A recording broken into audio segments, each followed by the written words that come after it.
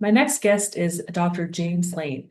He is a dynamic leader in education whose journey from classroom teacher and band director to state superintendent and senior advisor at the U.S. Department of Education is as inspiring as it is insightful. Now serving as managing director of K through 16 at ETS, Dr. Lane is at the forefront of transforming how we connect high school, college, and career readiness. His insights span leadership, policy, equity, and innovation, making him an ideal guest on podcasts such as this one on education, leadership, and public service. He's a former principal, band director, and lifelong trumpet player. And he also is featured in the Carolina Beach Music Hall of Fame, inductee with the Castaways.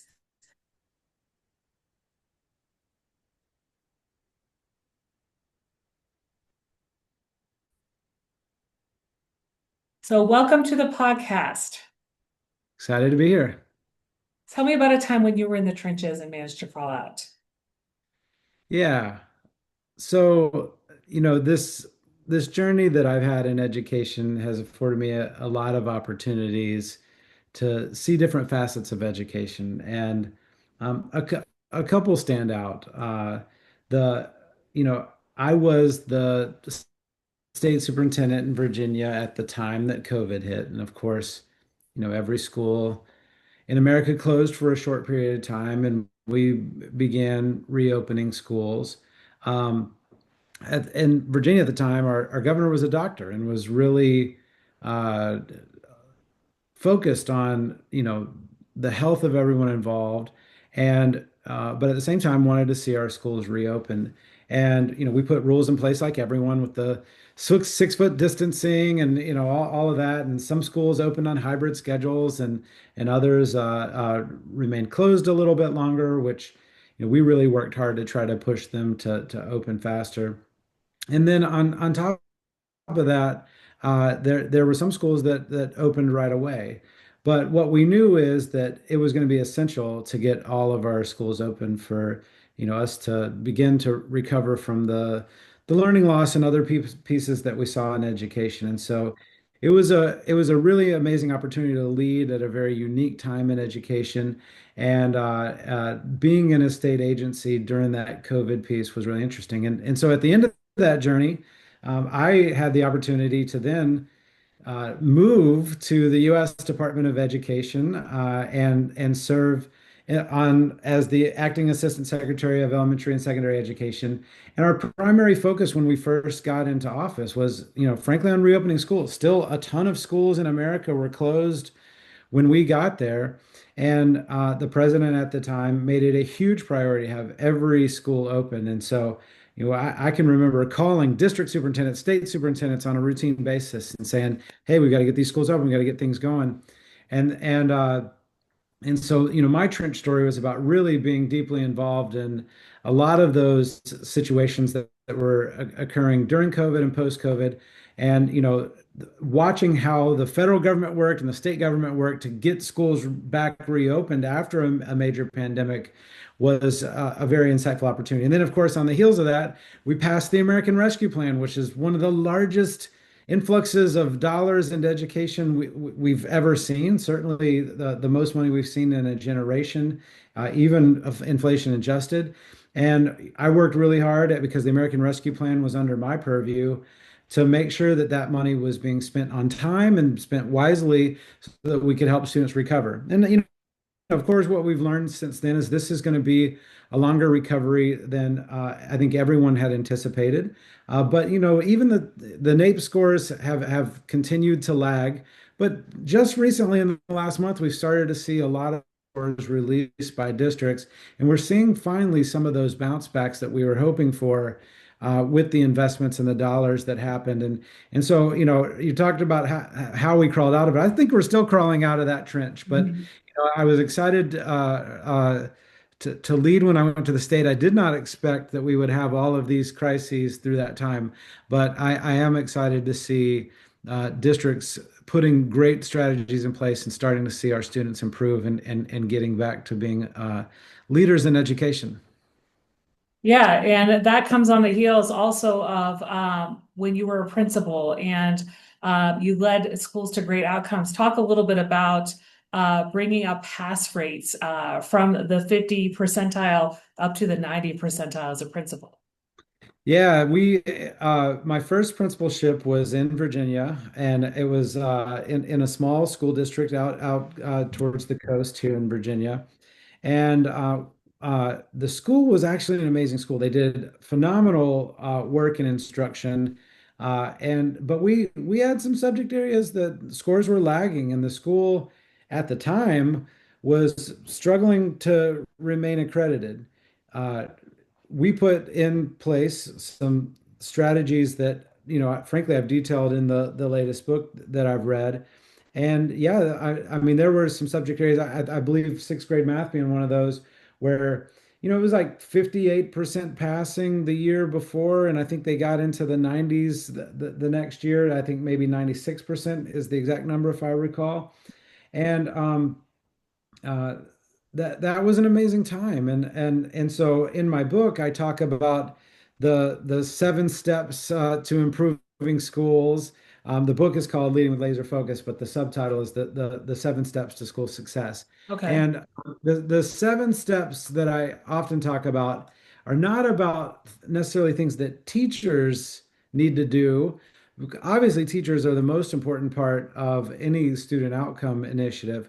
But what I try to explain is how can we organize our school or our district so that at the moment that a student shows failure, everyone in the school community knows what needs to be activated to turn that student's success back around to being positive.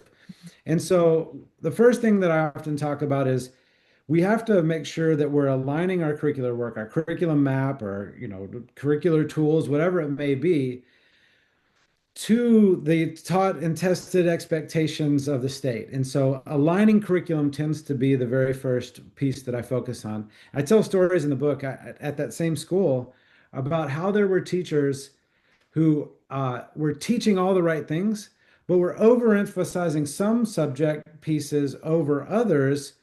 And when we sat down with that teacher and we looked at what was actually going to be expected by the state, they Mhm. were out of alignment with the amount of time that would be needed to help the student be successful on specific concepts. Then I talk about having a focus on people. And the quote I actually use in the book, because I use it all the time, is if you're going to be maniacal about anything in schools, be maniacal about people. Mhm. We One choice we have as principals and superintendents and state superintendents is we get to choose who we put in front of our students. Yeah. And so it's essential that we have great people in those roles. Then we've got to make sure that we have common assessments so that we can compare student performance across subjects, across classrooms, across schools, whatever it may be. Then we have to have the tools to analyze that data and make sure that we know how our students are doing. Then we have to use that data and put it to action and ensure that kids have interventions to be successful. And we should be sitting down and learning communities and talking about each of our students and moving them forward. And then ultimately, it's about leveraging technology to make sure that we're maximizing all of the time that we have with students.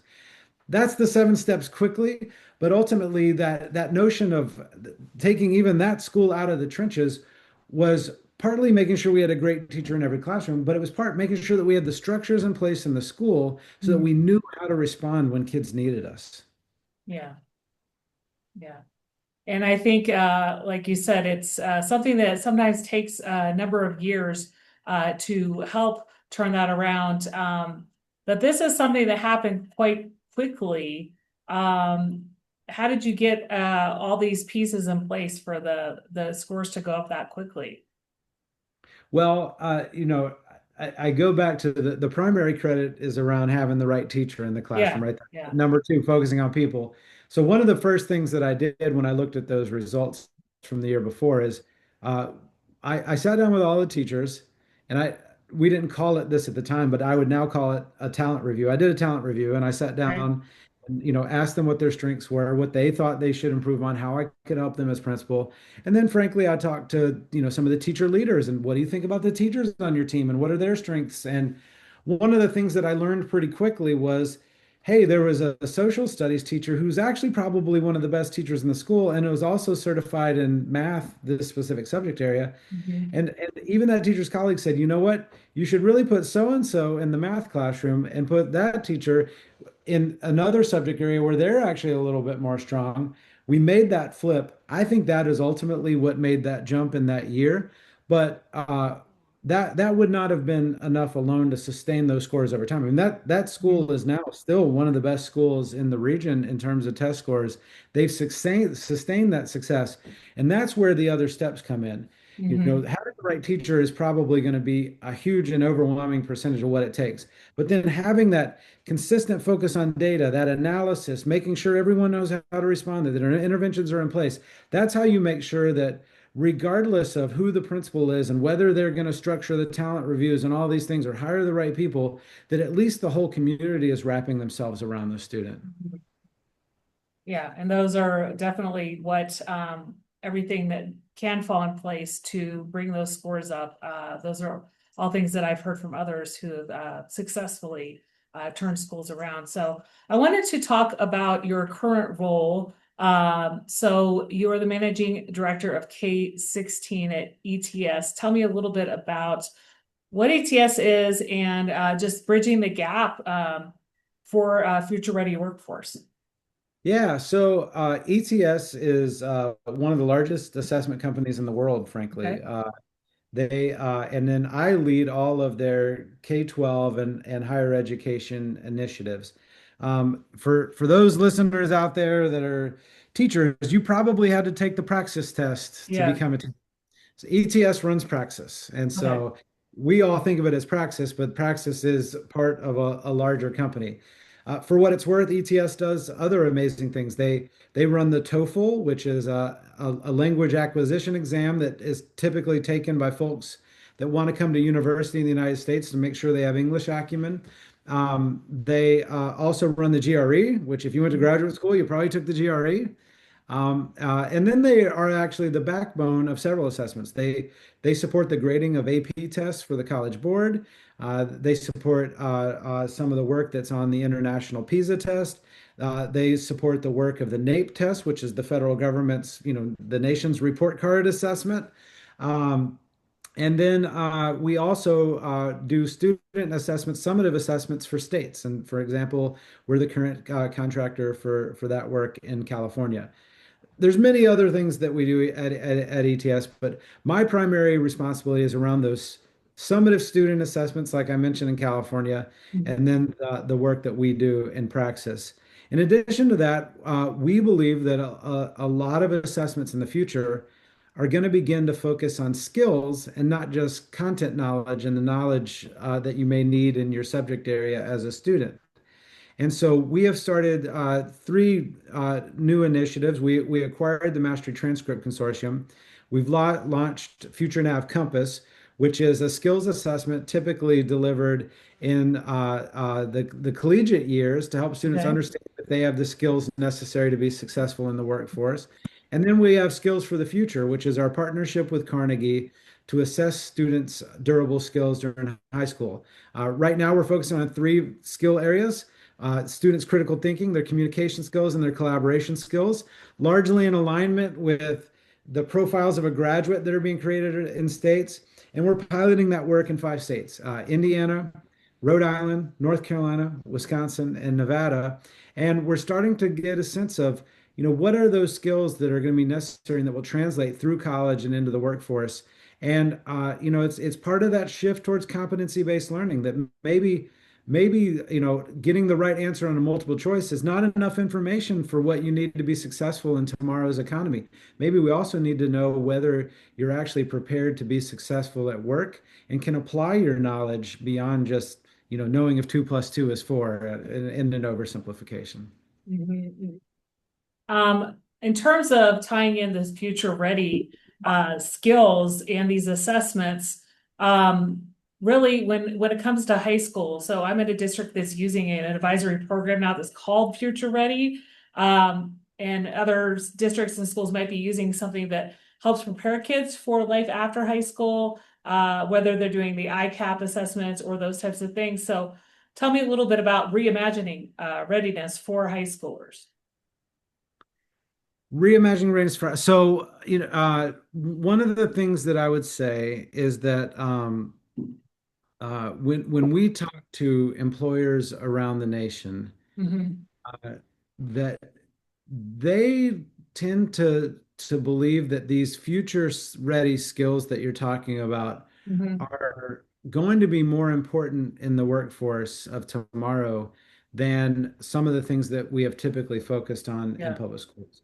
Now, I actually think it's a balance, right? I yeah, mean, we've got to make sure that every child that graduates from elementary school to middle school to high school yeah, has basic skills, right? We cannot continue to see our NAEP results drop. We've got to have a focus on that every kid can read and do basic mathematics. Well, and I would say beyond basic mathematics, so, through algebra and on into, statistics and other higher level math. Um, and so, but paired with that, I think that when we talk to employers, they'll say things like, "Well, that kid is book smart, but maybe they don't communicate well with their peers, or maybe in today's day and age, most people aren't sitting by themselves doing work; they're working on teams. So, do they know how to collaborate with other people? And then, but most importantly, I think when they come across a roadblock, can they do enough critical thinking to work their way through it so that they can come up with solutions without constantly having to ask their boss or others how they're doing that? yeah, And that's why we chose those three skill areas at the onset. The tough part is in education, most pieces of what we expect of our students are largely tied to some mandate. No Child Left Behind, later ESSA, the Elementary and Secondary Education Act is all a part of that, drives these summative assessments. There's graduation requirements that are largely regulated or required by states. And these skills pieces are just on the fringe of being something that our policymakers are thinking about. Uh, mhm, it's it's why I'm really impressed with the work going on in Indiana, because they're going to require that students have credentials of value, and they're going to be thinking about how they're assessing these skills and making a part of their graduation requirements. And so uh, when I think about readiness today, it's still largely focused on, are you graduating high school? Did you get a high enough score or whatever to get into the university that you yeah, want? And it's not all perfectly connected to the workforce. But I think that with these profiles of a graduate that states are creating, and now you're starting to see some of the regulatory movement around graduation requirements and assessment requirements and thinking differently. And frankly, I think AI is shifting this in a massive way yeah, because, yeah, you yeah, know, like you'll be able to answer any question you want in 2 seconds using your favorite GPT. But ultimately, what we have to do is make sure that students know how to sift through all that information coming at them. Having these skills and being able to apply and critically think and all of that is going to be essential. So, um, how I would have answered defining student readiness even 2 years ago is massively shifting yeah. as we think about what's happening in technology right now. Yeah, yeah, and it'll be interesting to see how that shifts in schools and districts and how they prepare their students through these advisory programs and also these, critical thinking and competency-based skills. In terms of educators, especially those who are working both in high school and college, talk to me a little bit about what you wrote in your book about empowering educators to lead, the culture of yes, for example. Yeah. So one of the things that I think schools uh, get criticized for is not moving fast enough at the times, and there are perceptions that schools are not innovative. And you know, to be honest, I've had somewhat opposite experiences where I've seen a lot of innovation going on in schools, and I've worked with some amazing teachers and principals that were really changing the game. I mean, I talked about the one school where, in a very short amount of time, we were able to make some change already. And as I think about how we were able to do some of that innovation in my school and in the schools I've seen, one of the biggest barriers to innovation in education is folks' over reliance on the the way things have always been done Yeah, as the precursor for how we're going to think about things. And so teachers would come to me and say, "Well, I know we've always done it this way, but yeah, would you consider this other way of doing it?" And so many of my colleagues, their initial reaction is, "No, yeah, what we have going on is already working, and let's not fix what's not broken or something like that." And but what I know is that uh, when we opened up the door to possibility, is where we often saw some of the greatest outcomes. And so, yes, in the book I talk about this notion of the culture of yes. And what I talk about there is if you really want innovation, you have to let people know that you're open to considering new ideas. Mhm. And so many times people are scared to share their ideas with the leadership because they're worried that somebody's going to say no. So I always try to create a culture, whether it was as a principal or a superintendent, where everyone thought that my initial reaction would be that I could find a way to yes, Mhm. but maybe we would build a sandbox around it to make sure that we didn't fall afoul of policy or rules or state regulations or something like that. And so, what I advise people in this kind of chapter where I talk about the culture of yes and this focus on people is always start from a place of thinking how you can get this really highly motivated person who cares enough about the work to ask you if you're willing to do it differently to a place where they can be allowed to do what they want to do. And so that is how I've always tried to lead is from a place of if you want to do something different, we're going to find a way for you to do it. Maybe budget is a barrier. Maybe there are structures in the way the policy is currently organized in the school district that's a barrier. But as a superintendent, I have influence on policy. I have influence on the budget. And so I tried to start from a place of, all right, let me see what I can figure out. And if I couldn't figure it out, I would be honest with it, but I never wanted anyone to feel like they couldn't come to me. And more often than not, what I found was the policy wasn't really the barrier, right? Yeah. It was often used as an excuse that there was flexibility in the policy to allow us to try something different. And often budget wasn't the barrier because there often was a newer or a different or a cheaper way to do it that could fit within budget. And that my openness and people's willingness to know that I was open actually led more innovation that didn't cost more and didn't require policy change. It just created an atmosphere where people felt like they could, and that made all the difference for our kids. Mhm. Mhm. Yeah, that's important to think about in terms of like it's it's about trying to find a way forward through innovative thinking rather than being blocked by a policy, especially if you're passionate about something.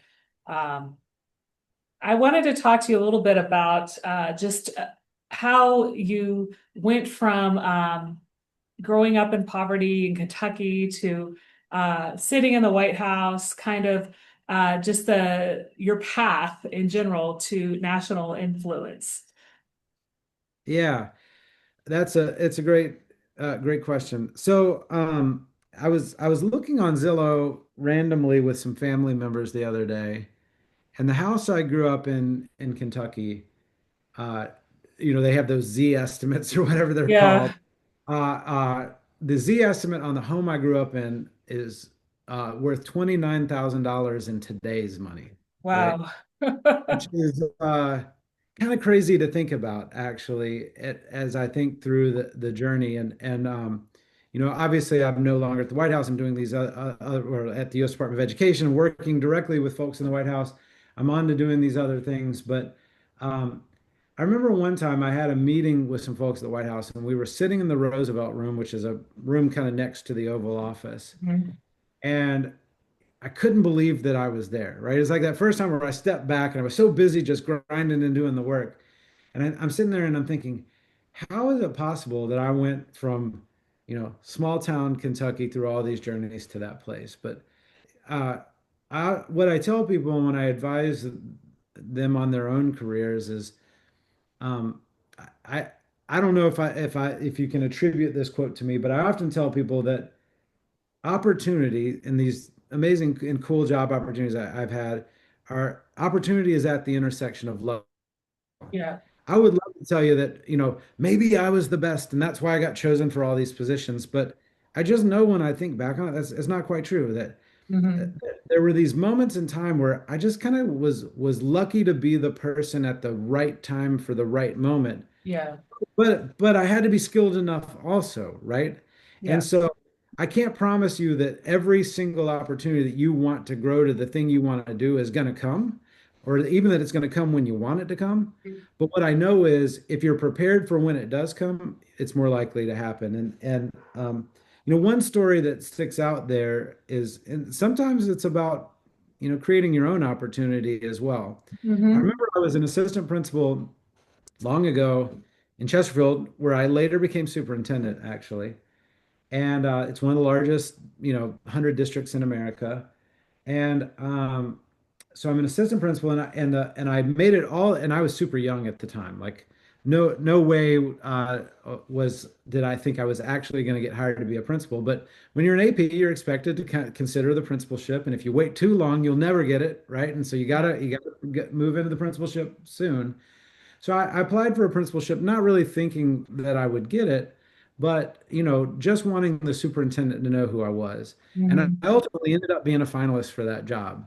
And I'm sitting in the superintendent's office, and and we're having a conversation about me being the principal of the school. And he asked me a question at the end that we always ask as superintendents, and he said, "Where do you want to be in 5 to 10 years?" Yeah. And I said to him, I want to be superintendent in Chesterfield. I want just like you. And Mm-hmm. I meant it at the time. And he said, well, then he said, why do you want to be the principal of this school? Because that's not the path to you being superintendent here. And I said, well, what do you mean? He said, well, if you want to be superintendent, you're going to have to leave to come back. Yeah. And I said, well, that's interesting. Why do you say that? And he said, well, now, in fairness, the current superintendent did come from the district and was one of my former principals. But Mm-hmm. he said, it's quite rare that in large school districts that they hire from within. They're usually looking for someone that has national name recognition and all of that. And he said, you've got to go and get experience as a superintendent to come back and be superintendent in a school district this large. And so I took his advice. I actually went to another district to be principal that next year. And the which the superintendent at the time said to me, "Hey, if you choose us over staying in Chesterfield, I promise you that you will be considered for the next assistant superintendent position." And I thought, well, here, this is great because then I get to be principal and I have a pathway to be an assistant superintendent. And so it was kind of lucky that I walked into that job that had that much growth opportunity. But then it was the skill side, the opportunity side that made that possible. Mm-hmm. And of course, I became the assistant superintendent in that district. And then he left, and I became the superintendent in that district. And then I went to another district as superintendent after that. And then I actually did come back and I was superintendent in Chesterfield. And so when you ask how I got to be from Kentucky to the federal education advisor, it was kind of like a stepwise and methodical. Like I was an assistant principal, but that one piece of advice I got from that one leader put me on the pathway to large district superintendency. Once I was a large district superintendent, the governor calls, and then you're going to be the state superintendent. Once you're a Mm-hmm. state superintendent, the White House calls, and they want you to come work at the U.S. Department of Education. And it just kind of trickled from there. And I honestly believe that none of those other things would have happened. First, I had to be a teacher and be willing to get an education. Yeah. But that one risky decision I made to leave my district and go way out to the coast and drive an hour and a half a day, no one Mm-hmm. else would have done that. But that decision, it was lucky at the time that I figured out that nuance and had that one piece of advice. But all of that set the rest of this in motion, in my opinion. Yeah, no, that's interesting to hear. Like just as a young AP, right? Applying to a principalship, becoming a finalist, and just thinking, I'll apply, but you didn't think you really had much of a chance. So really getting that advice and following through and how those things have worked out. So thanks for sharing. It's possible. If you have that drive and follow the advice. I wanted to talk to you about some speaking engagements that you might have this winter, where people might find you. Well, I tend to be on the road doing speaking engagements all the time, and the best way to find me is on social media. At Dr. James Lane is kind of the X and the Instagram. You can find me on LinkedIn. I think it's like the /James F Lane. But one of the things that we've started pages for the book. My book is called Leading with Laser Focus: The 7 Steps to School Success. It's Okay. available on Amazon now. And actually, just last week became an Amazon #1 bestseller, which I still can't believe, and I'm super excited about that. But if you follow those pages for the book on social media, or you follow me on social media, I'm posting about the speaking opportunities that we have all the time. I know I've got something coming up at the National Technology Directors Conference and a variety of other things. But the best way, especially when you're looking at the winter, is to just go to there and check all that out. The other thing I'd say is, go to my website, which is laserfocus.education. All Mhm. of my speaking engagements will be there. And certainly, even if you just see me at one of the national superintendents conferences or state superintendent conferences or principals or teacher conferences, just stop me. Would love to chat and would love to meet everybody, but look forward to connecting with you on the road. Great, great. I'll make sure I include all those links in the show notes. Well, we've had a great conversation around your work, both as state superintendent, working in the U.S. Department of Ed, and just bridging the gap now with the future ready workforce and your current role. Out of everything we've talked about, what's one thing you'd like listeners to remember? The one thing I would like listeners to remember is that regardless of whatever role I've led in, whether it was as a teacher leader, principal, superintendent, state superintendent, federal education leader, uh, the one thing I can reflect on and look back and be proud of is I always kept my focus on what was best for students and Mhm. kids and their outcomes. And that's the one thing I would want people to remember is it's not about the job that you're in, it's not about the journey that you're on in leadership. It's about keeping the focus on the main thing, which is improving kids' lives. And if you do that, the next thing will happen, the next opportunity, whatever that may be. But what I know is that by staying very grounded in the outcomes of our students, it's led me to places that I could not have otherwise imagined. So I look forward to seeing everyone out there and let's raise up kids together. Well, thank you so much for being on the Out of the Trenches podcast today. It was a pleasure hearing from you. Yeah, thank you so much, Dana. Thank you for having me.